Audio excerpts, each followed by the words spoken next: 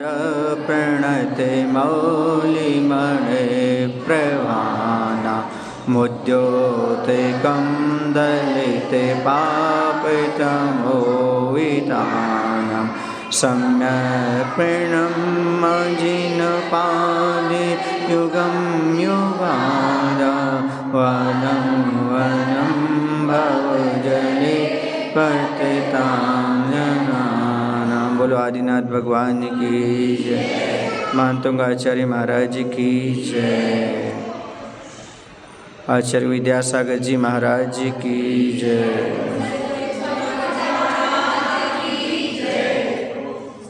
27वां काव्य। को विस्मयोत्र यदि नाम गुणै रसेशैः त्वं संसदो निर्वकाशतया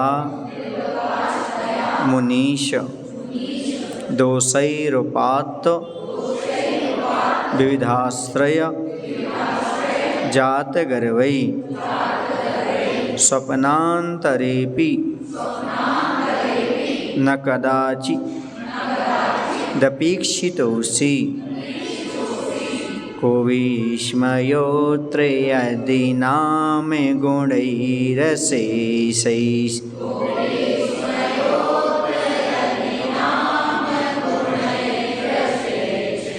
त्वं संसृतो निर्वकाशतया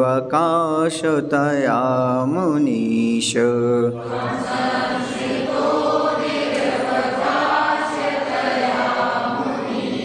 दोषैरुपात्तो विविधाश्रय जातगर्वै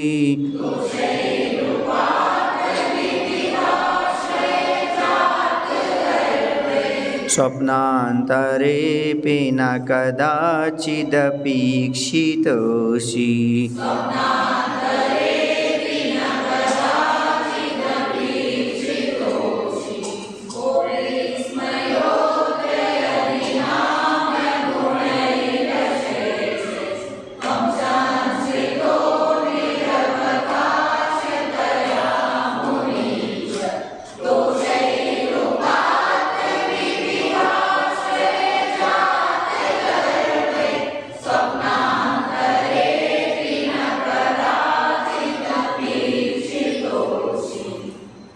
अर्थ, हे मुनीश, हे मुनियों के ईश्वर, यदि नाम यदि निरअवकाश तया अन्य जगह अवकाश माने स्थान ना मिलने के कारण त्वम आप अशेषै समस्त गुणों के द्वारा संस्थितः आश्रित हुए हो और उपात्त विविधाश्रयी जात गर्वै प्राप्त हुए अनेक आधार से उत्पन्न हुए हैं।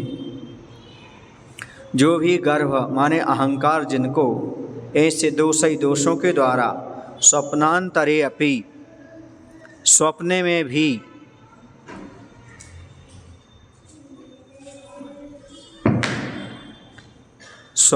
भी क्या कह रहे हैं कि दोषों के द्वारा स्वप्नांतरे अपि स्वप्न के मध्य में भी कदाचित अपि कभी भी नाइक्षितासि नहीं देखे गए हो। तर्हि तो अत्र इस विषय में का विस्मय क्या आश्चर्य है? कुछ भी आश्चर्य नहीं है। भगवान यहाँ पर बताए जा रहे हैं कि भगवान जो है ना दोष रहित गुणों के स्वामी हैं, निर्दोष व्यक्तित्व के धनी हैं। कैसे भगवान? निर्दोष व्यक्तित्व के धनी है। उनके पास कोई भी दोष आश्रय नहीं पा पाया। क्यों नहीं पा पाया? क्योंकि अन्य जगह स्थान न मिलने के कारण सारे के सारे गुण भगवान को आश्रय पा गए, यानी भगवान के आश्रित हो गए। जब सारे के सारे गुण भगवान के आश्रित हो गए तो जिनको अहंकार था ऐसे दोष उन्हें स्थान ही नहीं मिल पाया, क्योंकि पूरा का पूरा स्थान किसने ले लिया? गुणों ने ले लिया। तो स्वप्न में भी कभी भी भगवान के पास नहीं देखे गए। इसमें कोई आश्चर्य की बात नहीं है। सीधी सी बात है, जहाँ पर प्रकाश ही प्रकाश हो वहाँ पर अंधकार को अवकाश नहीं मिलता। वैसे ही जहाँ गुण ही गुण हो, अनंत गुण हो, वहाँ दोषों को स्थान नहीं मिलता, दोष वहाँ पर स्थान नहीं पा सकते। ऐसे भगवान जो थे वो कैसे हैं भगवान हमारे? वह समस्त गुणों के आश्रयभूत हैं, अर्थात समस्त गुणों ने वहीं पर जाकर के अपना स्थान बना लिया है। तो हे मुनियों के ईश्वर, यदि अन्य जगह स्थान न मिलने के कारण आप समस्त गुणों के द्वारा आश्रित हों और प्राप्त हुए अनेक आधार से उत्पन्न हुआ अहंकार, जिनको ऐसे दोषों के द्वारा स्वप्न के मध्य में भी कभी भी नहीं देखे गए हो, तो इस विषय में क्या आश्चर्य, अर्थात कोई आश्चर्य नहीं है। अर्थात भगवान के पास आसपास कहीं भी दोष फटक नहीं पाया, दोष उनके नज़दीक पहुंच नहीं पाया, क्योंकि वहाँ पर क्या थे? गुण ही गुण थे। जैसे जहाँ पर प्रकाश रहता है वहाँ पर अंधकार कभी भी प्रवेश नहीं कर सकता, वैसे जहाँ गुणों का पुंज, गुणों का समूह है, वहाँ एक भी दोष प्रवेश नहीं कर सकता। देखो, संसारी प्राणी के पास दोष ही दोष हैं और भगवान के पास गुण ही गुण हैं।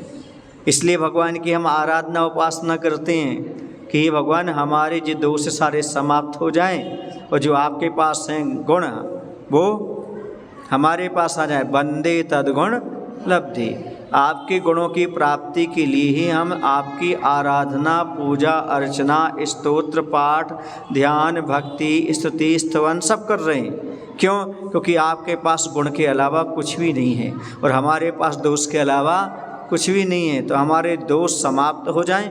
आप तो निर्दोष व्यक्तित्व के धनी हैं, अर्थात आप 18 दोषों से रहित हैं। इन सब दोषों से रहित हैं आप और गुण स्वरूप हैं आप, इसलिए वो गुण हमारे अंदर आ जाएं, इसलिए हम आपकी स्तुति करते हैं। तो अपने पास थोड़े बहुत गुण तो हैं, है ना, जिन्हें हम नैतिक बोल रहे हैं, सामाजिक बोल रहे हैं, लेकिन दोष रहित नहीं है। भगवान के कैसे गुण हैं? सारे दोष रहित हैं। ये दोष रहित गुण को प्राप्त करना बहुत कठिन काम है, जो भगवान की भक्ति करके उनके बताए रास्ते पर चलकर ही हमें प्राप्त हो सकते हैं। समझ गए? जैसे आपके पास कोई चीज़ तो है पर दाग रहित होना चाहिए, दाग रहित होने का एक अलग ही महत्व होता है। अब यहाँ से जो काव्य अपने हो गए, ये काव्य कौन सा हुआ अपना? 27वां। अब 28वां चलते हैं। अब यहाँ पर प्रातिहार्य का वर्णन शुरू हो जाएगा। अष्ट प्रातिहार्य 8 काव्य चलेंगे। उच्चैरशोक तरु संस्कृत मुनमयूख माभाति रूप ममलम भवतो नितांतम स्पष्टोल्लसत किरण मस्त तमो वितानम बिम्बम रवेरेव पयोधर पार्श्ववर्ती उच्चैरशोक तरु संस्कृत मुन्मयूख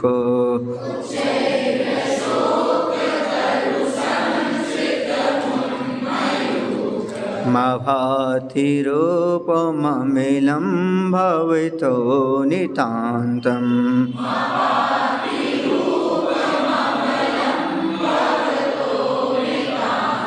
स्पष्टोल्लसत्किरणमस्ति तमोवितानम्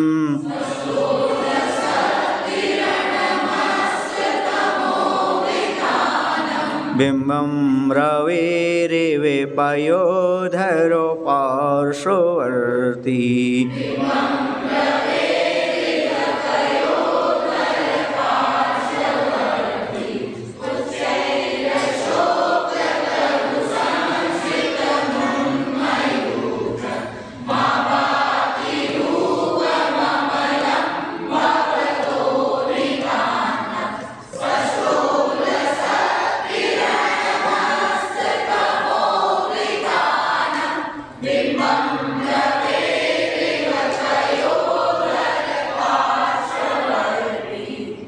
उच्चैर अशोक, ऊंचे अशोक वृक्ष के तरु, तरु माने वृक्ष, संस्थितम के नीचे स्थित, तथा उन्मयूखम जिनकी जो शिखाएँ हैं या उनको क्या कहें अपन, किरणें हैं, वह उन माने ऊपर को फैल रही हैं।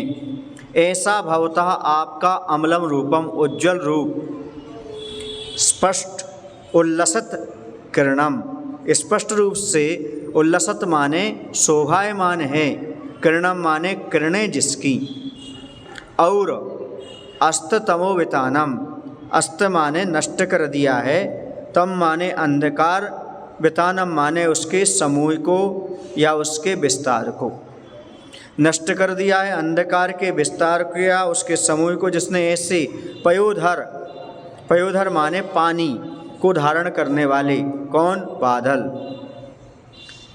पार्श्ववर्ती पास में स्थित, रवि, रवि से रवि बन गया माने सूर्य, बिंबम यो बिंब की तरह, नितांतम अत्यंत, आभाति, आभाति माने शोभा को प्राप्त होता है, शोभित होता है। यहाँ पर अशोक प्रातिहारी का वर्णन किया जा रहा है, अशोक वृक्ष प्रातिहारी का, कि ऊंचे अशोक वृक्ष के नीचे स्थित है, जिसकी किरणें ऊपर को फैल रही हैं, ऐसा आपका उज्ज्वल रूप स्पष्ट रूप से शोभानमान है, किरणें जिसकी, और नष्ट कर दिया है अंधकार का समूह जिसने, ऐसे मेघ के पास में स्थित सूर्य के बिंब की तरह अत्यंत शोभित हो रहा है। जैसे यहाँ पर बादल है ऊपर और नीचे क्या है, सूर्य का बिंब, किरणें जिसकी फैल रही हैं, ऐसा सूर्य बिंब दिखाई देता है। ऐसे अशोक वृक्ष के नीचे भगवान बैठे हुए हैं, तो वैसे प्रतीत हो रहे हैं, वैसे शोभायमान हो रहे हैं। समझ गए? ये देखा अशोक वृक्ष लगा हुआ है पीछे, अशोक क्या लगा हुआ है, अशोक वृक्ष, और भगवान का मुख रूपी सूर्य है ना, ऐसा शोभायमान हो रहा है जैसे वहाँ पर क्या हों, बादल हों, और बादल के समूह में सूर्य का बिंब हो, ऐसा प्रतीत हो रहा है। समझ गए? जिसकी किरणें कैसी हैं, ऊपर की ओर फैली हुई हैं, ऐसे वह भगवान का मुख रूपी बिंब सूर्य बिंब के समान जैसे बादलों के पास हो, ऐसा अशोक वृक्ष के यहाँ प्रतीत हो रहा है। समझ गए? अशोक वृक्ष की उपमा किसको दे दी, बादलों को दे दी, और भगवान की उपमा सूर्य के समान, ऐसी है उपमा यहाँ पर दी गई है। बस 2 काव्य हो गए।